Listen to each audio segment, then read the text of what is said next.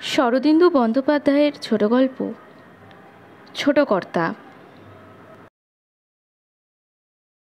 আভার বিবাহের সময় বরপক্ষ ও কনেপক্ষের মধ্যে কি একটা মতান্তর হইয়াছিল, কিন্তু দুই পক্ষই ভদ্রলোক, তাই মতান্তর ঝগড়ায় পরিণত হয় নাই। বরপক্ষ আভাকে লইয়া চলিয়া গিয়াছিলেন।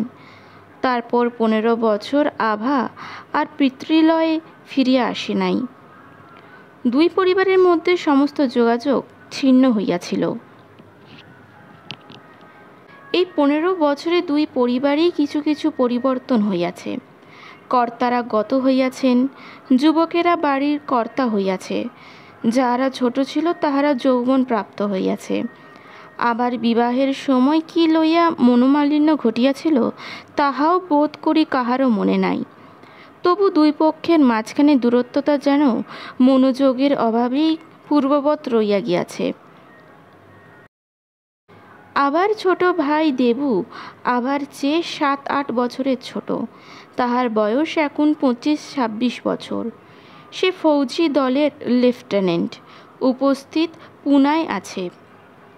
হঠাৎ কর্মলক্ষ্যের তাহাকে কয়েকদিনের জন্যে কলিকাতায় আসতে হইল, এবং আসিয়াই তাহার মনে পড়িয়া গেল দিদির শ্বশুরবাড়ি কলিকাতায়। দেবু জীবনটা যদিও পশ্চিমাঞ্চলেই কাটাইয়াছে, তবু কলিকাতা তাহার অপরিচিত নয়। ছোটবেলায় কয়েকবার আসিয়াছে, কিন্তু তখন সে স্বাধীন ছিল না। এখন স্বাধীন। দিদিকে দেখিবার জন্য তাহার মন উৎসুক হয়ে উঠিল।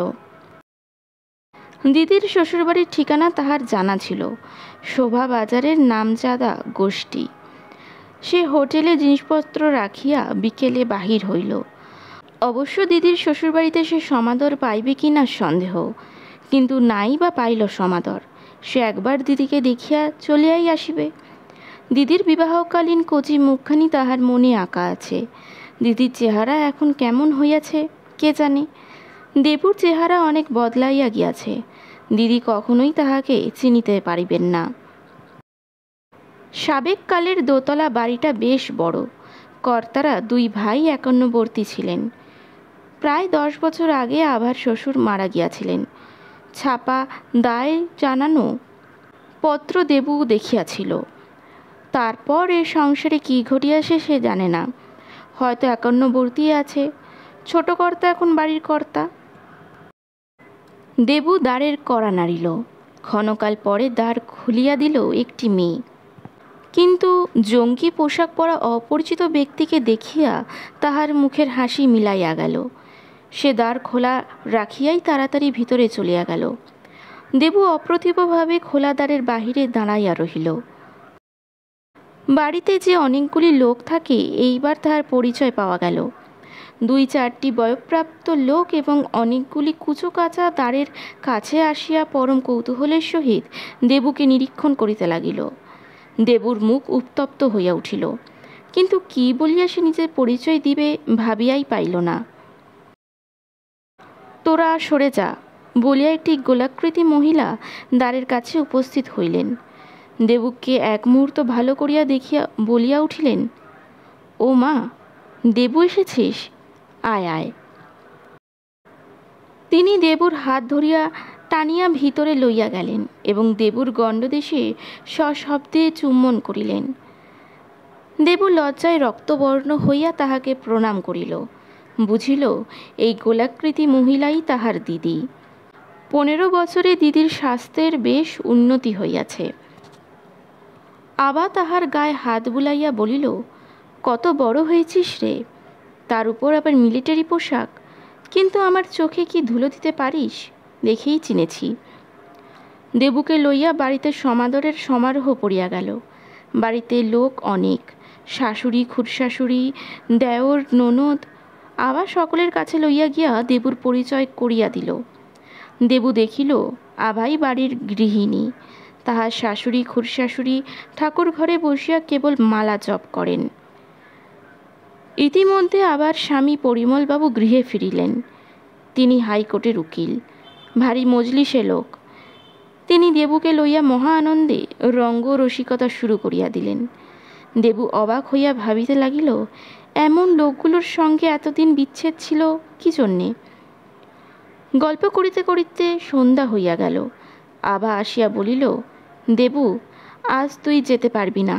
রাত্রে খাওয়া দাওয়া করে এক্ষুনি এখানেই শুয়ে থাকবি। কাল সকালে যেখানে ইচ্ছে যাস। দেবু কুণ্ঠিত হইয়া বলিল, কিন্তু তোমাদের অসুবিধে হবে। কিছুই অসুবিধে হবে না। আবার স্বামীর দিকে চাইয়া বলিল, ওপরে ছোট ঠাকুরের ঘরে দেবুর শোবার ব্যবস্থা করি। পরিমলবাবু চকিত হইয়া বলিলেন, বেশ তো। স্বামী স্ত্রীর চোখে চোখে কি একটা ইঙ্গিত খেলিয়া গেল, দেবু ধরিতে পারিল না। সে বলিল, কিন্তু জামা কাপড় যে কিছুই আনিনি। আভা বলিল, বাথরুমে জামা কাপড় রেখেছি, তুই যা, তোর মিলিটারি পোশাক ছেড়ে নে। দেবু বাথরুমে চলিয়া গেল। মুখ হাত ধুইয়া সাদা জামা কাপড় পরিয়া যখন ফিরিয়া আসিল, তখন দেখিল দিদি জামাইবাবুর সঙ্গে চুপি চুপি কি কথা বলিতেছে। সে আসিতেই দিদি হাসি মুখে উঠিয়া চলিয়া গেল। যে মেয়েটি দেবুকে দ্বার খুলিয়া দিয়াছিল, সে বসিবার ঘরে আসিয়া চা জলখাবার দিয়া গেল। মেয়েটির বয়স 17 কি 18, রং ফর্সা, ভাষা ভাষা হাসি ভরা চোখ। পরিমলবাবু বলিলেন, আমার খুড়তুতো বোন রানী। গল্প করিতে করিতে অনেক রাত হইয়া গেল। তখন পরিমলবাবু দেবুকে লইয়া রান্নাঘরে খাইতে বসাইলেন। রানী লুচি বেলিয়া দিতেছিল। আভা গরম গরম লুচি ভাজিয়া পাতে দিতে লাগিল। দেবু রানীর লুচি বেলা দেখিতে দেখিতে মনে মনে ভাবিল, বেশ মেয়েটা। আহারের পর মুখ ধুইতে ধুইতে দেবু শুনিতে পাইল দিদি খাটো গলায় রানীকে বলিতেছে, ওপরে যা, ছোট ঠাকুরকে বল আমার ভাই এসেছে, আজ রাত্রের জন্যে ঘরটা যেন ছেড়ে দেন। শুনিয়া দেবু বুঝিল তাহার জন্য কোনো বৃদ্ধকে কক্ষচ্যুত করা হইতেছে। সে মনে মনে অস্বাচ্ছন্দ্য অনুভব করিল, কিন্তু এখন আর আপত্তি করিয়া লাভ নাই। রানী সিঁড়ি দিয়া উপরে উঠিয়া গেল এবং পরক্ষণে নামিয়া আসিয়া আভার দিকে ঘাড় নাড়িল। আভা বলিল, দেবু, রাত হয়েছে, শুয়ে পড় গিয়ে। আমি বাপু মোটা মানুষ, সিঁড়ি ভেঙতে পারবো না। রানী, তুই আর একবার উপরে যা, দেবুকে ঘরটা দেখিয়ে দিয়ায়, লক্ষ্মীটি। রানী তখন দেবুর দিকে একবার কটাক্ষপাত করিয়া আবার সিঁড়ি দিয়া উপরে উঠিতে লাগিল। দেবু তাহাকে অনুসরণ করিল। সিঁড়ি বেশি চওড়া নয়, অর্ধপথ উঠিয়া বিপরীত মুখে ঘুরাইয়া দাঁড়াইয়াছে। দেবু অর্ধপথ উঠিয়া দেখিল একটি বিদ্রোহ লোকের উপর হইতে নামিয়া আসিতেছে। রানী সিঁড়ির মাঝখানে চত্বরে দাঁড়াইয়া পড়িল। দেবুও দাঁড়াইল। বৃদ্ধ ভদ্রলোকের গায়ে বেগুনি রঙের বালাপোষ, পায়ে চটি, মাথার চুল সাদা। সপলা লোকের মুখ চোখ ভালো দেখা গেল না। তিনি দেবুর মুখের উপর দৃষ্টি নিবদ্ধ রাখিয়া নিঃশব্দে সিঁড়ি দিয়া নিচে নামিয়া গেলেন। রানী আবার উপরে উঠিতে লাগিল। দেবু তাহার অনুগামী হইল। দ্বিতলে উঠিয়া রানী কোনো কথা বলিল না, কেবল আঙুল দিয়া একটা খোলা দরজা দেখিয়া দ্রুত পদে নামিয়া গেল। ঘরে আলো জ্বলিতেছে। দেবু ঘরে প্রবেশ করিয়া দেখিল ঘরটি পরিপাটিভাবে সাজানো। খাটের উপর ধবধবে সাদা বিছানা। বিছানার পাদপ্রান্তে একটি রঙিন সুজিনি পাট করা রয়েছে। দেওয়ালে একটি বড় ফটোগ্রাফ টাঙানো। দেবু কাছে গিয়ে দেখিল যে বৃদ্ধ সিঁড়ি দিয়ে নামিয়া গেলেন তাহারই ফটো। শান্ত প্রসন্ন মুখে, চোখের দৃষ্টি জীবন্ত। দিদি যাহাকে ছোট ঠাকুর বলিয়া উল্লেখ করিয়াছিলেন তিনি নিশ্চয়ই ইনি। কিন্তু ঘরের একটি বৈশিষ্ট্য লক্ষ্য করিয়া মনে মনে একটু বিস্মিত হইল। ঘরের বাতাস বদ্ধ, বাতাসে একটা মেটে মেটে গন্ধ। অনেক দিন ঘর বন্ধ থাকিলে যেমন গন্ধ হয় সেইরূপ। দেবু জানালা খুলিয়া দিল, দ্বার ভেজাইয়া দিল। তারপর শয্যার পাশে বসিয়া সিগারেট ধরাইল। আজকার নতুন অভিজ্ঞতাগুলি সে মনের মধ্যে গুছিয়া লইতে চায়। দিদি সুখে আছে, শ্বশুরবাড়ির সঙ্গে একেবারে মিশিয়া গিয়াছে। কি মোটাই হয়েছে, উফ! কিন্তু মুখের ছেলেমানুষি ভাব এখনও যায় নাই। পরিমলবাবুও চমৎকার লোক। আর রানী, বাংলাদেশের মেয়েগুলো তো বেশ ভালো। ইহারা সকলেই সহজ স্বাভাবিক মানুষ। বড় সুখের একটা একান্নবর্তী পরিবার। দেবু নিঃশ্বাস ফেলিল। আবার কতদিন ইহাদের সঙ্গে দেখা হইবে কে জানে। সিগারেট শেষ করিয়া দেবু আলো নিবাইল। সুজনি গায়ে টানিয়া লইয়া শয়ন করিল। খোলা জানালা দিয়া রাস্তার আলো চোরের মতো তির্যকভাবে হাত বাড়াইতেছে। ঘর একেবারে অন্ধকার নয়। দেবু ঘুমিয়া পড়িল। ওদিকে আভা ও পরিমল বাবুও শয়ন করিতেছিলেন। আভা উৎসুক কণ্ঠে বলিল, হলে কিন্তু বেশ হয় না? পরিমলবাবু বলিলেন, দেবুকে নেড়ে চেড়ে দেখলাম, ছেলেটা খুব ভালো। আভা গর্ব অনুভব করে বলিল, আমার ভাই, ভালো ছেলে হবে না? এখন কাকা রাজি হলে হয়। পরিমলবাবু বলিলেন, হ্যাঁ, অনেক সম্বন্ধই তো করলাম, কিন্তু কাকার পছন্দ হলো না। এবার দেখা যাক। বলিয়া তিনি পাশ ফিরিয়া শুইলেন। রাত্রি আন্দাজ 3টের সময় দেবুর ঘুম ভাঙিয়া গেল। সে অনুভব করিল ঘরের মধ্যে কেহ ঘুরিয়া ফিরিয়া বেড়াইতেছে। কিছুক্ষণ শুইয়া থাকিয়া সে শয্যায় উঠিয়া বসিল।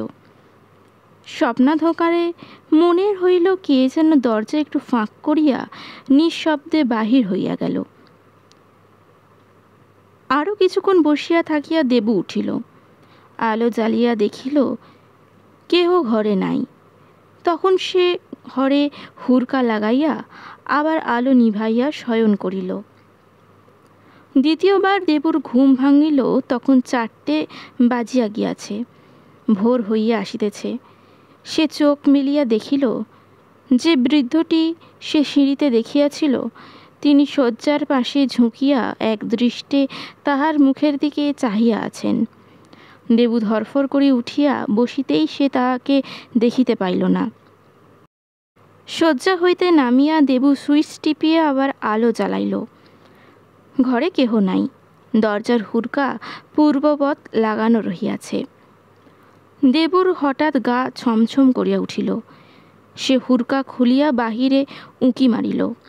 বাহিরেও কেহ নাই, বাড়ি সুপ্ত। তখন সে বৃদ্ধের ছবির দিকে তাকাইল। বৃদ্ধ প্রসন্ন অপলক চক্ষে তাহার দিকে তাকাইয়া আছেন। সিগারেট ধরাইয়া দেবু জানালার কাছে গিয়ে দাঁড়াইল। কি ব্যাপার, ভুতুরে কাণ্ড নাকি? কিংবা তাহারই স্নায়ুমণ্ডল উত্তেজিত হইয়া অবাস্তব ভ্রান্তির সৃষ্টি করিতেছে? জানালার পাশে একটা আরাম কেদারা ছিল। দেবু সিগারেট ফেলিয়া দিয়া তাহাতে লম্বা হইল। আর ঘুমের চেষ্টা বৃথা। ফর্সা হইতে দেরি নাই। হ্যাঁ রে, রাত্রে কি ঘুম হয়নি? দেবু চোখ মিলিয়া দেখিল ঘরের সকালের আলো ঝলমল করিতেছে। দিদি চায়ের পেয়ালা হাতে লইয়া তাহাকে ডাকিতেছে। চোখ মুছিয়া দেবু চায়ের পেয়ালা লইল। তাতে এক চুমুক দিয়া বলিল, দিদি, উনি কে? বলিয়া দেওয়ালে ফটোর দিকে আঙুল দেখাইল। আবার থতমত খাইয়া বলিল, উনি আমার খুড়শ্বশুর ছিলেন, রানীর বাবা। দেবু বলিল, খুড়শ্বশুর ছিলেন তার মানে? আবার ধপ করিয়া মেঝেয় বসিয়া পড়িল। বলিল, 2 বছর আগে উনি মারা গেছেন।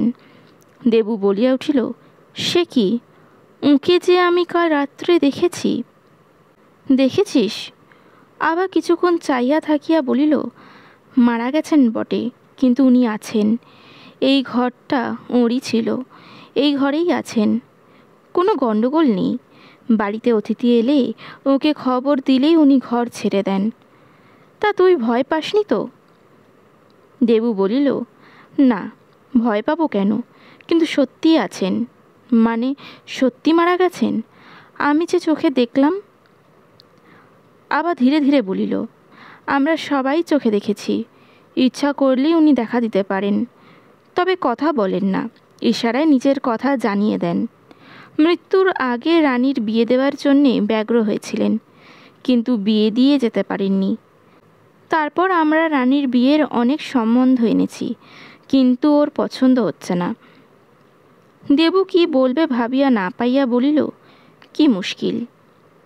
আভা তখন উৎসুক হয়ে বলিল, আজ কাকা আমাদের জানিয়ে দিয়েছেন যে তোকে ওর খুব পছন্দ হয়েছে। তুই রানীকে বিয়ে করবি?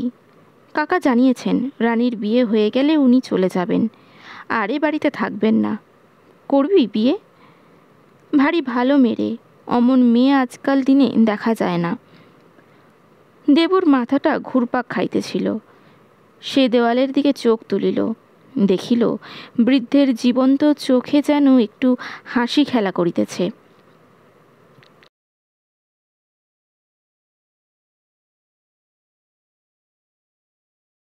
আজকের গল্পটি যদি আপনাদের ভালো লেগে থাকে ভিডিওটিকে অবশ্যই একটি লাইক করে দেবেন এবং চ্যানেলটিকে সাবস্ক্রাইব করে দেবেন।